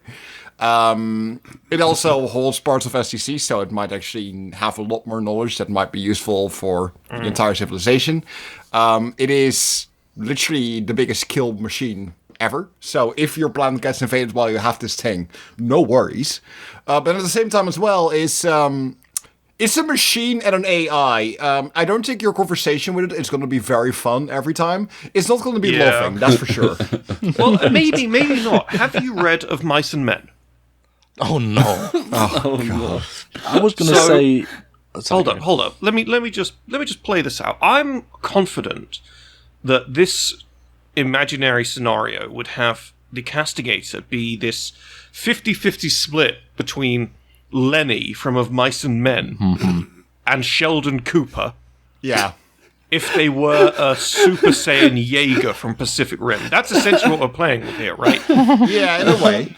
So it's this hyper-intelligent thing that's just missing a few straws. But it's huge. I think it would be great. Maybe not the perfect pet, but I see this thing as being best buddy. It's basically a better version of the Titanfall mech that shadows you. You know? It is going to be an absolute great buddy to have in every situation. It reminds me of the situation where that Japanese guy can't communicate with his holographic AI wife because the software outdated or something. It's just going to get, at some point, it's just going to stop working. And it's like, oh no, my boy. But it's got really like no proper personality of its own. It really doesn't. Well, its personality in the story was just really kind of angry, just kind of perturbed. But I've included him in here because he is the perfect foil in 40k. He's the perfect foil to the kaiju archetype. You know, he's the giant robot that's mostly there and ready to throw down, you know? Yeah. And I feel like that's the main reason in my mind why he really belonged in this list somewhere. I do think it's the most interesting choice. If because the thing is, right? Normally you have to bind with a Titan where it takes a part of your soul and you give it, you make this mixture. But as it's already a semi-fully functioning AI, you don't need to bind to it, so you're not losing anything physically yourself. So it is just generally just getting one is just a massive boon, and I think over time you can become quite good friends with it. It will just you will just never feel affection for it. You might see it as a good friend, but I think that's also kind of where it ends. I see what you mean. I mean, I disagree, but I totally see what you're putting down. I think for me, I would be compelled to put it in lowest end of best buddy. I agree to that. I don't know. It'd be like talking to an Alexa. There's nothing there, man. There's nothing going on.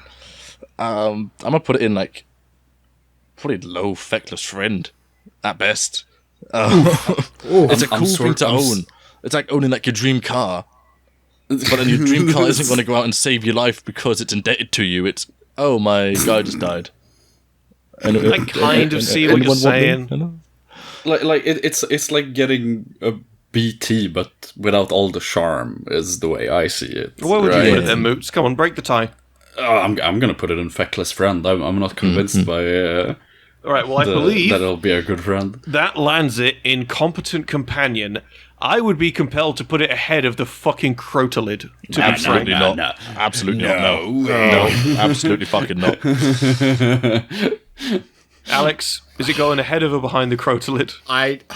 Look, bro, the crocodile is really cool. It's behind the crocodile. Yeah. Let's go. The crocodile is really cool. Damn. Yeah, buddy. Right, gentlemen, next up we have a literal liability. The next one is none other than Abominatus. Now, very quickly, Abominatus is quite a simple thing. Abominatus he's not dead, he's still alive. Abominatus was an Imperator Titan that was possessed by a bloodthirster of Khorne and swelled to even more tremendous size and grew several new grave demonic weapons aboard it. It is quite literally the single most deadly Titan still alive in 40k today. There is no known Titan that could one-on-one this thing and live. Not a chance. Not even the Castigator? I honestly suspect this thing would get easy dubs on the Castigator. Yeah. Damn. To be fair. Yeah, the Castigator's fast and cool, but it's lost so much of its intellect and has kept just all of its pride. And I don't think a warp cannon would really do much against a demonic Titan. Well, this is it. This thing is just a bloodthirster in a mech that's like an extra 50% bigger than an Imperator Titan. It's got so many other weapons attached to it as well. This thing is like, I could honestly see, like, you would need more than a whole... Yeah, because think about it. The Castigator was taken down by just a handful of Grey Knights who just kind of manipulated it in a weird way into basically letting itself die. And that's a very roundabout way of explaining that story. There is no way in hell... Like, when Angron fought the Grey Knights... It took like I think it took over 100 Grey Knights to kill Angron. You are going to need all of the Grey Knights to kill Abominatus. Fair. To be fair, Warhammer power scaling has never been a reliable thing. I'm just saying. But that is correct. I do see what you mean. Yeah. No. Well. I mean, it's hold up. Like, okay, so my take on this is, like, on one hand, literal liability, but on the other, crab friend. So crab friend. Oh my god. So I'm torn. I'm not sure where, like, sporadically where I would put this, because, like, if we put the Squiggoth at the top for perfect fit, not entirely just because of, but, like, partially because of his carrying capacity. Imagine all the fucking shit you could do on this fucker. Keep in mind, if you want to house share with Abominatus, you're going to have to share it with several hundred fucking bloodletters. That's fair. That's fair. That's a good point. I hadn't really considered Yeah, you're that. opening a cool bag of guys. chips, and they just you need a fucking gang fight for it, just to like have some of it. They're just misunderstood, man. All right, they're cool guys, I swear. So let me paint a picture then, because I mean, since we're working under the assumption that these creatures, these buddies, will be your friends. They will like you. They will do things for you.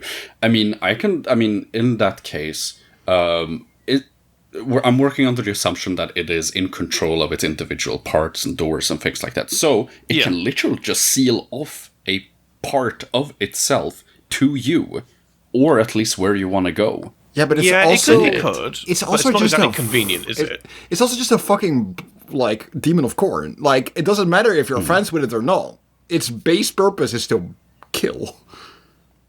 Are you going to be able to work around that? Like, because it is still a demon. Yeah, I don't think any amount of love it has for you is going to stop it from cooking all of your friends and family. Yeah. It has a weapon on its back. Corn does not care whom the blood flows. Like It has a weapon on its back. I believe it's called a blood cannon or something like that. And the blood cannon is essentially this giant vat of blood that's boiling. And I know blood's not meant to boil because that's not how it works, but warp magic, yada yada. And he essentially shoots it like shooting giant pools of magma at people.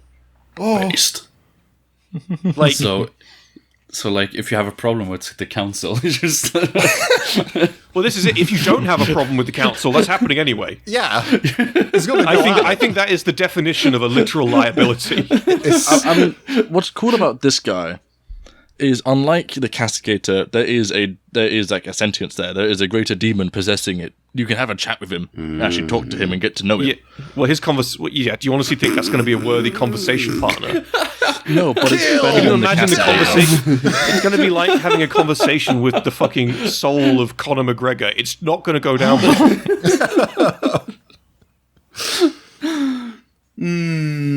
But I mean, like, imagine hopping in to like the head of him and sitting down and suiting up like fucking Senator Armstrong in the giant mech. Alright? The power you'd get from that would be fucking insane. I just don't want to watch nations burn. Maybe that's just a me thing, but like even as a World Eater fan, that's pretty intense. but like, see, I think another fucking positive here. I think you're gonna have instant access to the fucking corn gym. The corn You will. Oh my god. You will. To be fair, the do get a corn free gym pass. probably is actually just inside Abominatus somewhere. Exactly. That is fair. And then you can pet the crocodile as well. Yeah, that's fair. Dude, you just That's walk fair. in to fucking Abominatus, your fucking Crotalids from 200 years ago is in there. Where have you been? I lost you, buddy. just giving him chin scritches. Never leave me again. Well, he'll keep you safe from the fucking bloodletters, to be fair. Yeah, exactly. Great, so Abominatus, literal liability. Abominatus with the Crotalid, perfect pet. Yep. Yeah. They complement each other somehow. Yeah. All right, I'm going to throw Made my for vote. each I other. think based on that, it has to go slap bang in the middle. Yeah. He can go right in next to between his the buddy. Crotalids. I'm going to put it. Yeah. I feel like putting it ahead of the Castigator, Absolutely just not. because. Oh, the Castigator. Sorry, yes. Sorry, I thought you meant the Yeah, Coxigal. no. I feel like putting it ahead of the Castigator just because, in my mind, it's kind of the same, but one of them's just far more interesting. To be honest. Right, we're putting him in. I can't argue with that, yeah. A little bit of danger spices up the whole vibe, you know? You know what I mean? Right, gentlemen. The next one on this list is the Fenrisian Krakens. Now, if you watch videos on YouTube and you read about like the lore and yada yada yada, what you'll often hear is people saying how the Fenrisian Krakens can grow up to 5 miles long. They can actually grow up to 20 miles long. Oh lord. What's that in real measurements? They are colossal. There are also things, subspecies of Fenrisian Kraken, known as ice krakens. And it's the exact same thing, except just more durable and more deadly, which is kind of crazy when you're talking about a beast that's 20 miles in length. So what the Fenrisian Krakens are essentially giant fucking squid. They are giant armored squid. Route for your Hergedurg conversion, it's 32.2 kilometers. God damn. Big boy. God damn. Holy moly. Now, before we say anything, I would at least... no. I feel like... Controversial opinion, right? Best buddy. Now, let me explain. Okay. Imagine you're a pirate. Maybe your name is Davy Jones. Who knows? This thing, you don't have to worry about. You don't have to worry about building a house for it or storing it because you can just store it in the ocean.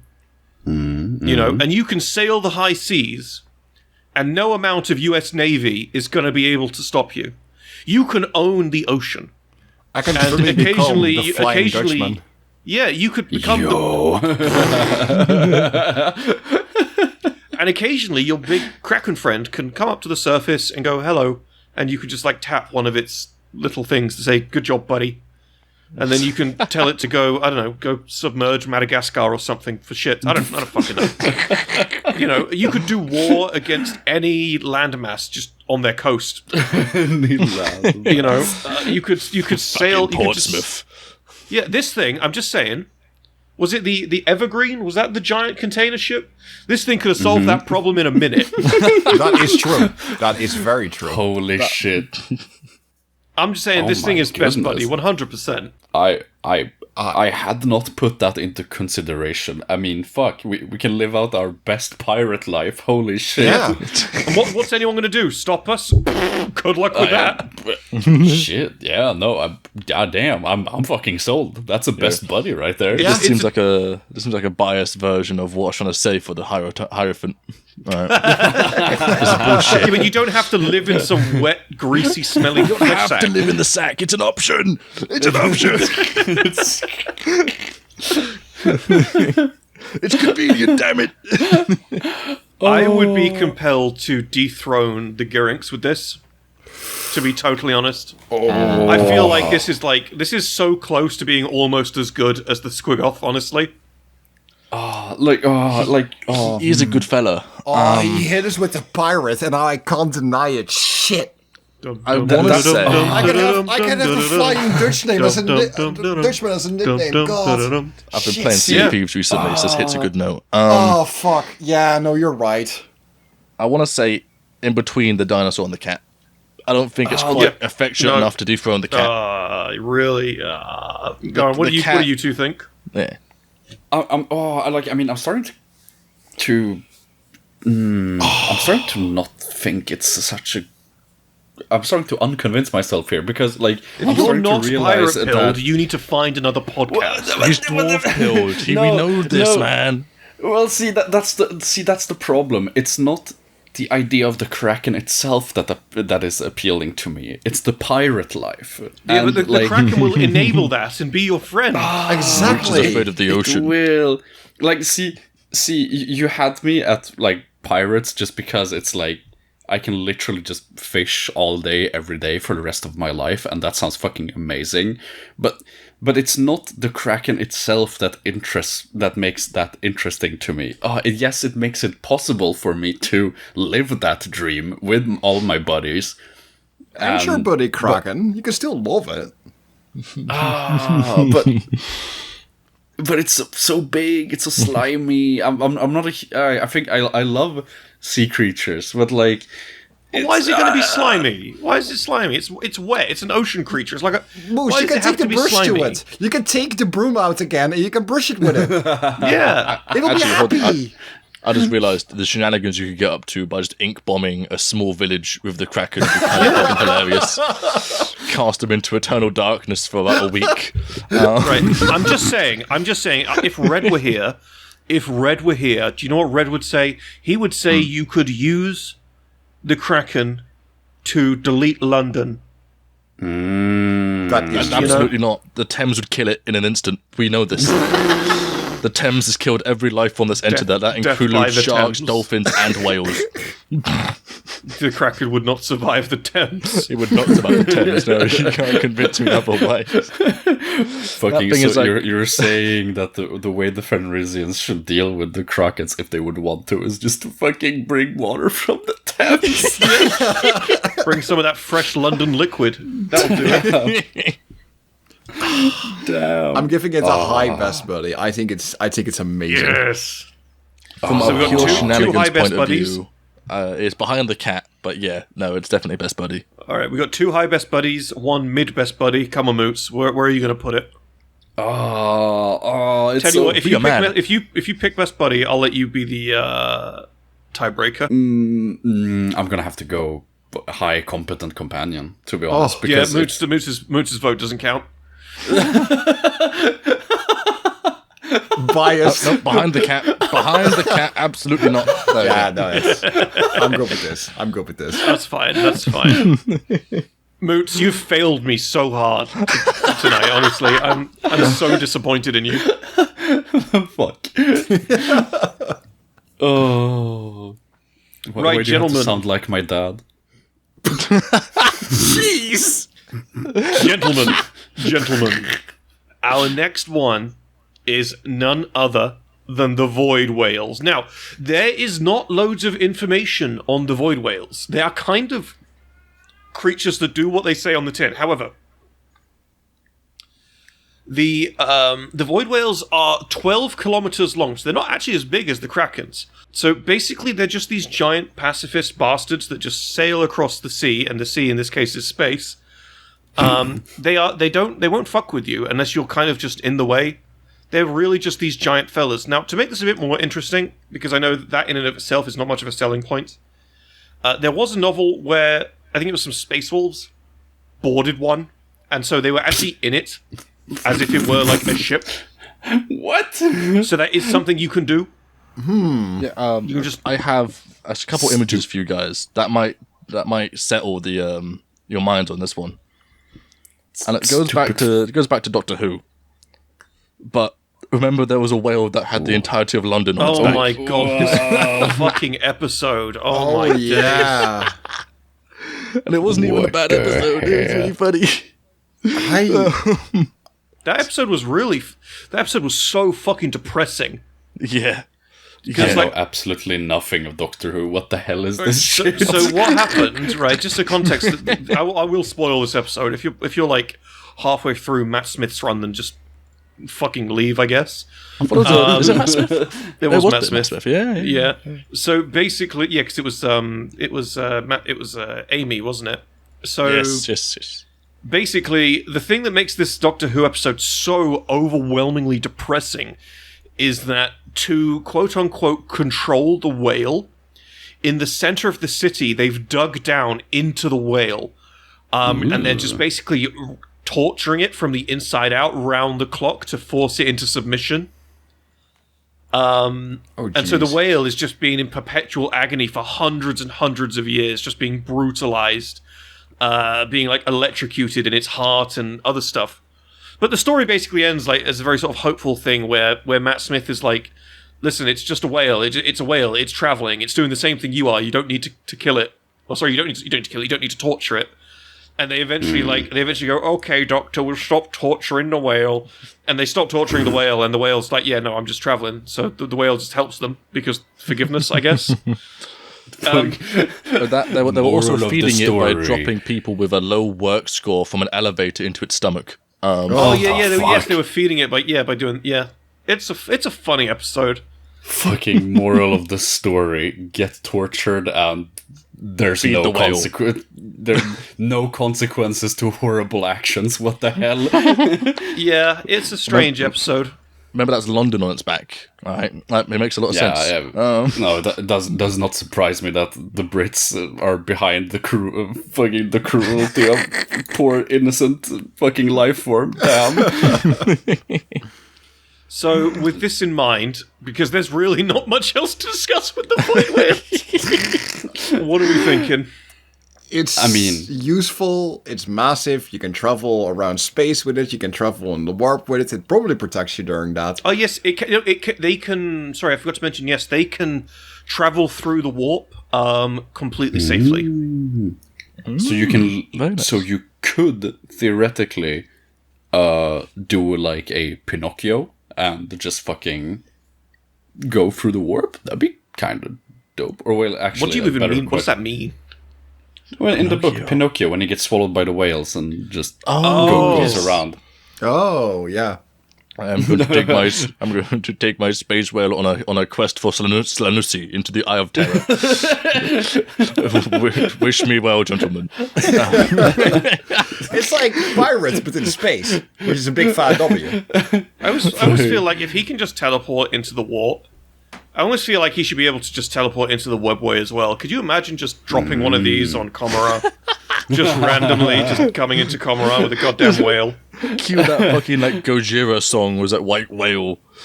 Holy shit! This fucking oh, Mastodon, you mean, not Gojira. Mastodon, that's the one, yeah. Just goes on fucking up Comora. Due to the lack of most likely you're not going to have a personal connection to this thing whatsoever. You're probably just too small for it to notice you. I know I said, try to not account for their size, but, like, at this stage, the fact it's a spacefaring thing... Yeah. It's a bit different. I mean, you can put London on its back, I guess. That's kind of a minus point, but... Get it off of fucking Earth. We don't need that place. Look, see, Tom, that Doctor Who episode, it's not a how-to episode. You're not supposed to follow its example. It's not a good example, all right? It's my favorite YouTube tutorial. Okay. How to ship London across the galaxy.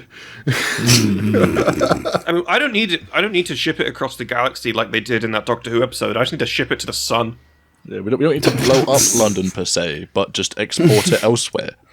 And this is the means to do so. It's like that one fucking Futurama episode where they just launch like several thousand tons of garbage into space. Oh yeah. We'll just put London on a fucking country-sized catapult and just eject it into the atmosphere. This is a hard one. I'm kind of tempted just to go competent companion because I don't know what to think. Like, I'm going to go with literal liability because the best thing you can do with it is go into the warp, which even though you're safe in there, you're still in the warp.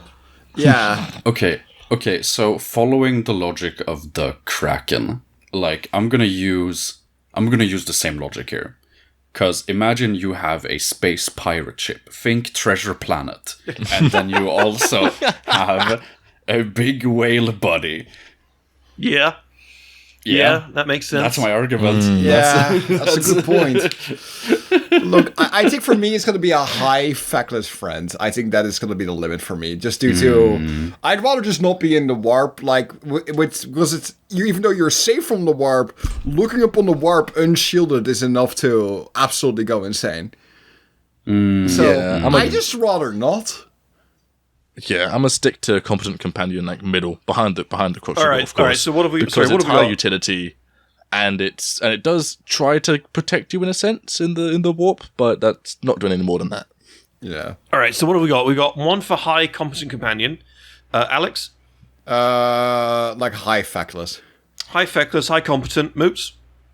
I want to put it in competent, but above the Castigator.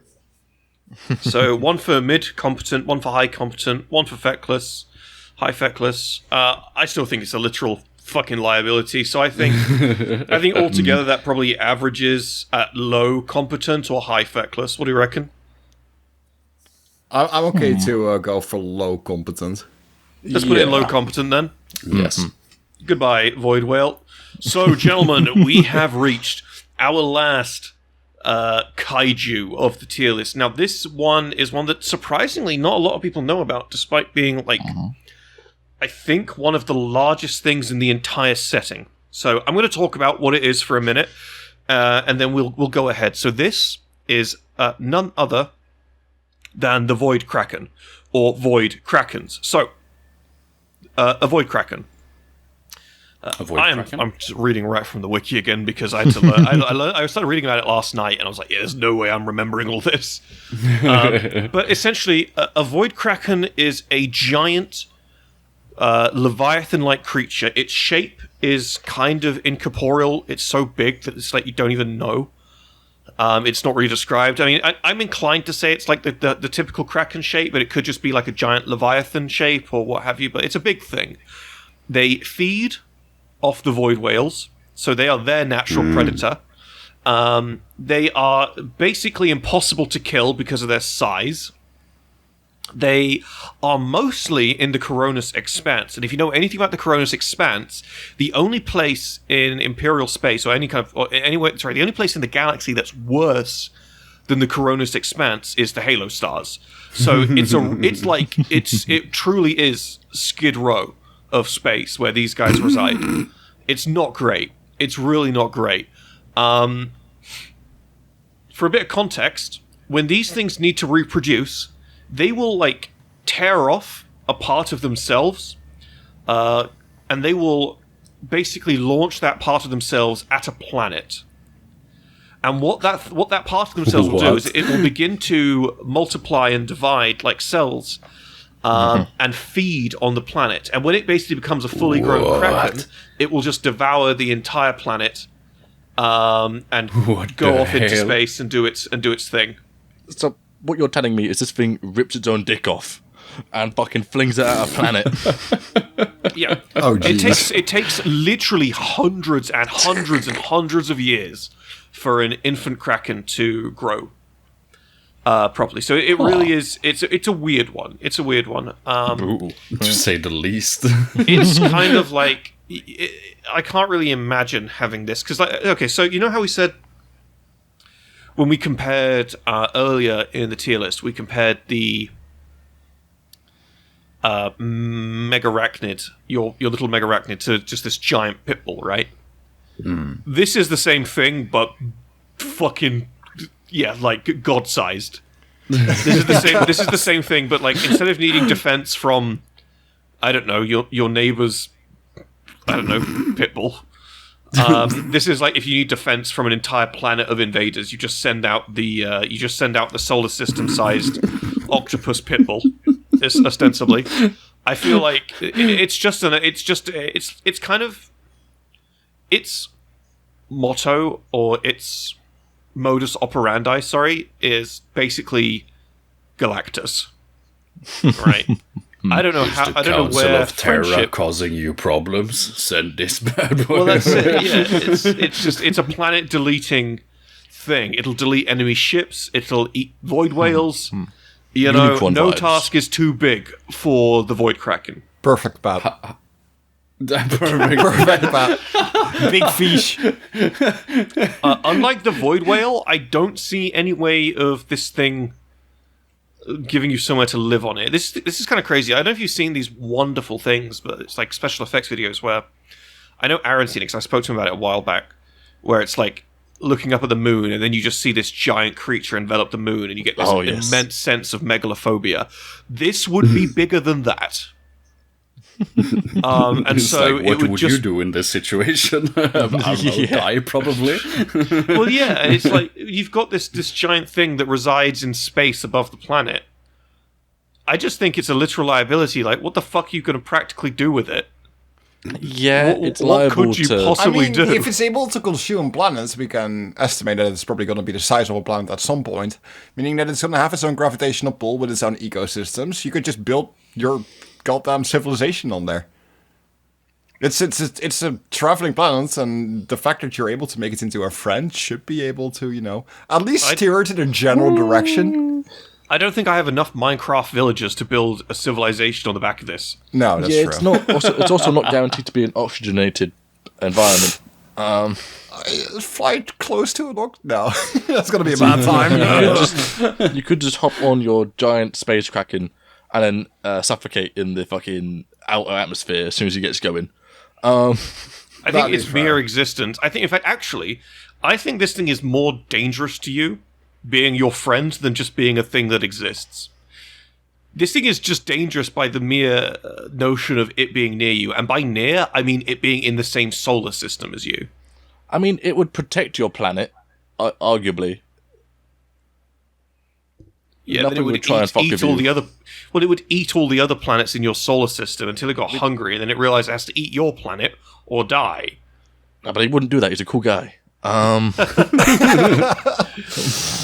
Yeah, like, I don't want to wake up one day and get the news that my pet ate Jupiter. I think that'd be a little unfortunate. I mean, we're not using the other planets, though, to be fair. Yeah, but it'd be a shame. I'm just saying, there's no pet insurance that can cover that.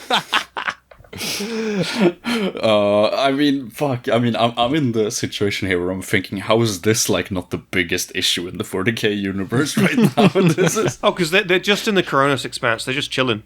Oh, they're just... The Coronis Expanse is a real species. nasty fucking place. What really good Chaos Space Marine homebrewers will do if they really want to have fun with their Chaos Space Marine homebrew. I know that KPU did this, is they'll set up their Chaos Warband in the Coronis Expanse. And what you've essentially got there is just a shit ton of narrative opportunities where you don't have to interact with the Imperium. You can just do so much shit from a narrative standpoint and not have to go, aha, my Chaos Space Marines are doing this because of the Imperium. The Coronis Expanse is the fucking Wild West of the galaxy. Yeah. That's interesting. All right. Yeah, I'm going to have to put this thing in literal liability. I think I have to too. I have to agree. Yeah, the gravitational pull of its, like, looking in your general direction is going to be bad enough to end your entire world, so, yeah. Yeah, it has to go... and kill your planet's ecosystem by the time it stops blocking out the sun. I'm sorry, it has to go behind the flesh sack. I mean, the flesh sack ain't great, but at least you survive. Yeah, at least you'll be fine. No, what being behind is worse. What? No, Aaron, you monkey wrench. Behind is not worse. Oh, no, it is worse. Am I stroking out? Yes, yeah. Yeah, I think you are, yeah. It is high literal liability. So it'd be ahead of the Biotitan. No, it should be behind the Biotitan. It's dog shit. I'd rather have the Biotitan. Like, I'd rather have the Biotitan. I'd rather be in the flash sack than that thing. Yeah. Right, gentlemen, that is the entire list of this Kaiju Pet Tier List 40k fucking whatever the fuck this is. I swear to God. No, but you got a nice bit of consistency going. If you just got a nice little gentle curve going up, and then just Squiggoth. Yeah, Squiggoth. And that's that. My beloved. My beloved. I mean, this is the perfect list right here. I mean, clearly, the Squiggoth is the greatest boy ever to exist. It's he's one of the boys. He's perfect. Yeah. I can't complain. Oh, hey. I honestly think it's quite funny because doing the little bit of reading I did in advance for this episode, reading about the Gyrinx, and realizing that I now desperately need to include one in one of my homebrews somehow. It's just such a cool little thing to have and to know exists. And they've been around since Rogue Trader. They've always been a thing. And so it's like they're old lore as well, and they can be with humans or Eldar or whoever, as long as they vibe with the individual, you know. I think they're a very, very cool little addition to the lore. I know they're not exactly a kaiju, but, you know, they're great. And, you know, I'll take any opportunity to talk about the Crotalids again, talk about Abominatus again. I fucking love those guys. I've been waiting to find an opportunity to talk about the Fenrisian Kraken. Krakens on the podcast for ages. Pirate Dream for the win. Let's go! We talk about the whole... It's a shame that whoever it is runs the copyright on the Pirates of the Caribbean soundtrack, because I would kill to have the Pirates of the Caribbean soundtrack playing throughout the entire Kraken segment. Oh, you know, please. If you're somehow listening to this part before you're listening to the Kraken part, go back, or actually just go back and listen to the Kraken part and just put on the Pirates of the Caribbean soundtrack in the background. Good idea. You're welcome. Good idea. Right, gentlemen, shall we bring this episode to a close and do some patron questions? Yes, sir. Yes. Right, wonderful. Well done on making it to the end of the glorious video. If you're enjoying the content and like the idea of getting your head on the wall behind me, or just want to help out, please consider taking a look at our Patreon. And if you think you'd enjoy interacting with me or the rest of the team, maybe come on over to our Discord. Stick around if you fancy listening to us answer some exquisite Patron questions. See you next time.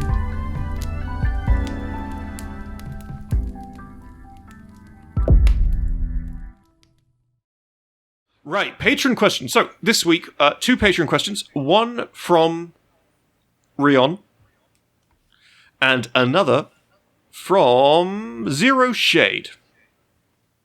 So, Rion asks, each of you get to hang out with an orc clan of your choice for a day with no repercussions. They will treat you as one of the boys. You get brought back to life if you die, and have general autonomy. Which clan are you choosing, and what are you doing, besides crumping? Correct choice is the freebooters, by the way. Well, fucking, I'm just gonna go ahead and start answering this, I guess. Fucking, funnily enough, that was gonna be my choice. I love the freebooters. I mean, to the point where my custom orc avatar here, my head canon for him is that he is in his own freebooters clan called the Freelancers. So that's actually great. I love that. That sounds like such a canon thing to have. Hell yeah. I mean, it's really hard because, like, on one hand, it's like, do I really want to pick the freebooters, or do I really want to pick the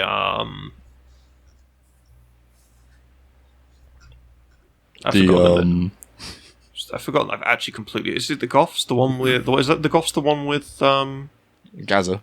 Yeah, that's the one. Yeah, the Goths. Goths. Right. Yeah. Yeah. So it's like, do I really want to pick the freebooters when the Goths are there? Like, because I get to fuck around with Gazgul. I'd love that. I'd love to have like a day with just chatting with the Gaza. You know, That would be awesome. you know, actually, yeah, no, that sold it for me. I'd love to pick the freebooters. I see where you're coming from, but I got to go with the Goths. I got to spend some time with my old buddy Gaza. He's got a picture of you like a UK roadman with the Gaza, like fucking pointing to him, hand around the shoulder, my guy. I got to do an edit of a day in the life of the true Brexit geezer, but it's a day in the life of a goth orc boy. You know, I think the best choice for me would probably be the snake bites. I like those fellas a lot. And in nature with this episode, actually, they get a pet. You can just have a pet squig and a big one, like a more like a cavalry-sized one, and headbutt the fuck out of something. You got a good kinship going there. That's my squig. Get your hands off my squig. Go fondle your own, etc. sort of thing. I would like to funny. join the Evil Sons because I just want to go fucking fast. oh yeah, that's This is going to be a great day. And he's actually put in his little preface that if you get brought back to life if you die. And it's like, and I'm wondering, okay, is that like click fingers and we just resurrect like Jesus style? Or are we talking more like some fucking doc will put your brain back in? Like you can go in a Vibe shock of Gaza, zapsa, like one of those racing cars. Like go through the warp, and if you die, I mean, just go again. Yeah. A dragster, a shock jump dragster. Which One of those. That sounds like fun. Right, that's a wonderful, great question, Rion. Excellent stuff. Right, next question is from Zero Shade, and Zero Shade asks, you are each forced by your own choosing, assigned to assist any villain in fictional media. Who do you choose and why? Oh my god, that's a really hard one. Somebody else take this first. So wait. So we by our own choice assigned to assist or be with a villain of any media. Is that the way I understand? So any fictional villain, you can choose to say, "I'm going to be your sidekick." Ooh, okay. I have 3, and one of them is going to be real fucking obscure to anyone who doesn't read the same comics as me. So I feel like you were waiting for somebody to ask this exact question. sorta. So on the low end, I'd put Magneto because I think Magneto is awesome. It's because he's also bold. No, he's not. Magneto's not bald. He's got wrench. beautiful, long, flowing hair. What are you talking about? He has the helmet on, so you never see it. Right, okay, no. Okay, sorry, carry on. Except for when you do, but yeah, it's... anyways, and second one is Doctor Doom, because I just... He's so fucking corny, and he's fucking awesome. I love Doctor Doom. But the real villain I would like... wanted to be a sidekick to is Harada from the Harbinger comic. And so I know maybe one or two people will understand that reference, but he's like... Sorry, what comic? Harbinger. No idea. Sorry, carry on. No. Yeah, I feel like there's two people listening who understand what you're talking about. Valiant Comics, they're great, or they were. I don't know. They used to be before, but it's this guy who's, for lack of a better term, he's like he is a sort of version of Charles Xavier, but he's also has a extreme messiah complex and thinks he's literally the only person who can save the world, and so he collects like a bunch of children with superpowers that, like, activating their powers, it's like 1 in 10 people or something like actually gets their powers activated, and the other 9 just gets their brains blown up. And he thinks it's totally worth gambling people's lives away. He's a rich asshole. He has a huge messiah complex. He's an incredibly interesting character. Just read Harbinger, the 2012 run. It's fucking awesome. Nice. All right. What about you, Alex? So from the 2005 hit series Bionicle, I would like to be Rodaka's sidekick for unexplainable reasons. I would like to be her sidekick, and I will not go into further detail.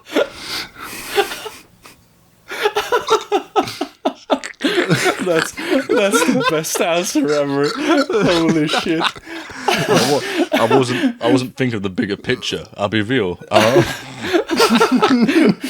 love the duality of the I like this character, it's a super interesting, and there's like big mommy robot. I respect. I'm that, a simple honestly. man. What about you, Aaron? Upon further intrigue, I'm changing my answer to Catwoman. Serious answer, I'd probably go with Funny Valentine from JoJo's Part 7.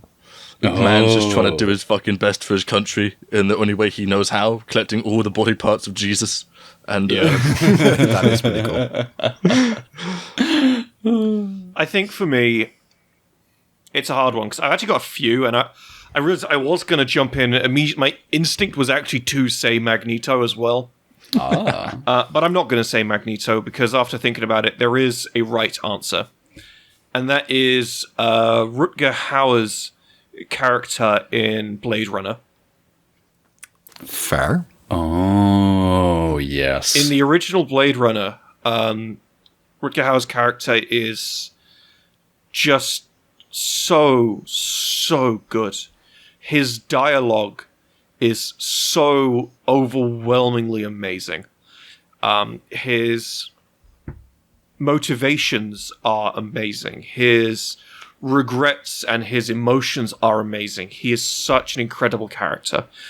I almost don't want to say, even though the movie is 30, 40 years old now, I almost don't want to really elaborate any more than that, because if you haven't seen the original Blade Runner, go watch that shit. Go watch that. So, unless anyone has anything else to say, I would just like to say thank you all for making it to the end of this video, for the end of this podcast, sorry. If you enjoyed it, as per the outro that Aaron lovingly gave us with his wonderful, chonky avatar, if you're enjoying the content, please consider taking a look at the Patreon. Please consider joining our Discord, and right, are we all good? Yes, Justice for the Haradan. Not Haradan, Heirophant. The flesh sack ain't that bad. Squiggoth, my beloved. My beloved. I will die on this hill. I just want to say, watch Blade Runner, read Harbinger 2012 run. That's all I gotta say. Pet the crocodile. Let's go. Pet the crocodile. Pet the crocodile. Kill cowards. Get shredded. Let's go.